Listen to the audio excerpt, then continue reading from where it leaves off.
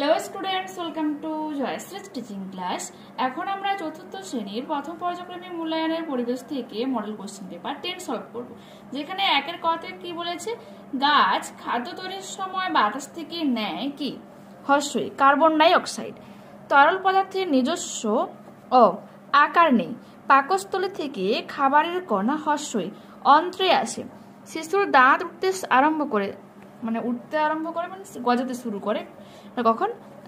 6 মাসের পর থেকে। পাহাড়ে দেখা যায় হর্ষই ঝাউ গাছ। বালি হলো জড় পদার্থ।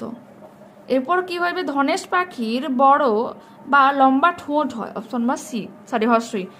দাড়ি পাল্লা দিয়ে জিনিস মাপা হয়, অপশন নম্বর হয়ে যাবে সঠিক উত্তর। শূন্যস্থান পূরণ করো। শ্বাসনালীর শেষে দুটো থলির মতো অংশ থাকে, তাকে কি বলে? পাকস্থলী। জীবের দুটি কাজ হলো উত্তেজনায় সাড়া দেওয়া, বংশ বিস্তার করা। ঠিক আছে, এরপর কি রয়েছে? খাদ্য গ্রহণ করা, যা কিছু লিখতে পারো। এরপর রয়েছে ড্যাশ কচ্ছপ হারিয়ে যেতে পারে। গ্যালাপাগোস দ্বীপপুঞ্জের কচ্ছপ হারিয়ে যেতে পারে। কচুরি পানা হলো জলজ ফুল। আমাদের মুখে 4 ধরনের দাঁত থাকে। লালাগ্রন্থি থেকে বেরোয় লালারস। পরবর্তী পেজে দেখো। গায়ে রং বদলাতে পারে এমন একটা প্রাণী হলো গিরগিটি। বাটখারা দিয়ে কোনো জিনিসের ওজন মাপা হয়, সত্য মিথ্যা? সমুদ্রের জল থেকে নুন তৈরি হয়, সত্য। শিঙি মাছের কাঁটা থাকে না, মিথ্যা। বস্তু যা দিয়ে তৈরি তাকে পদার্থ বলে, সত্য। শিমুল গাছের থেকে তুলো পাওয়া যায়, সত্য।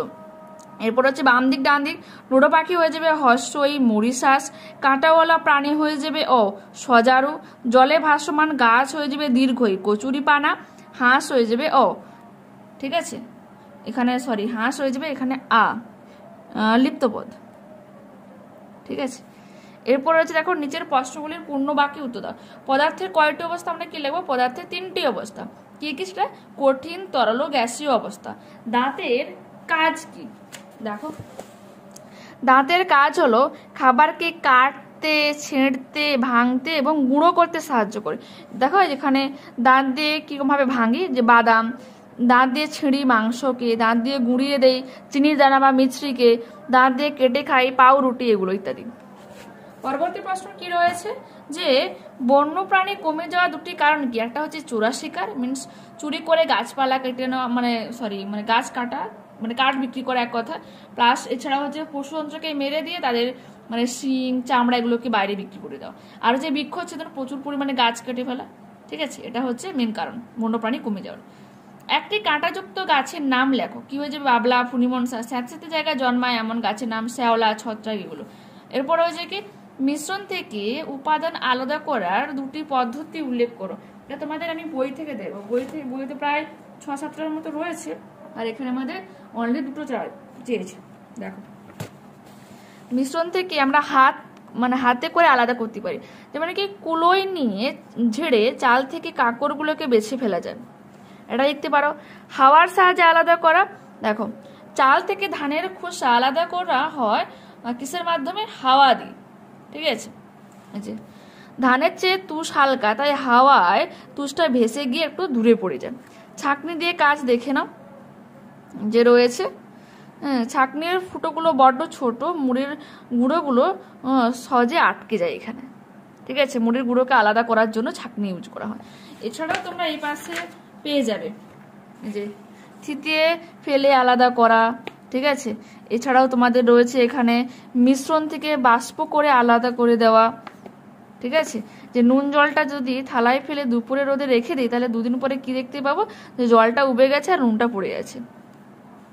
ওকে, 5টা রয়েছে, তো যে কোনো তোমরা 2টো করে নিও।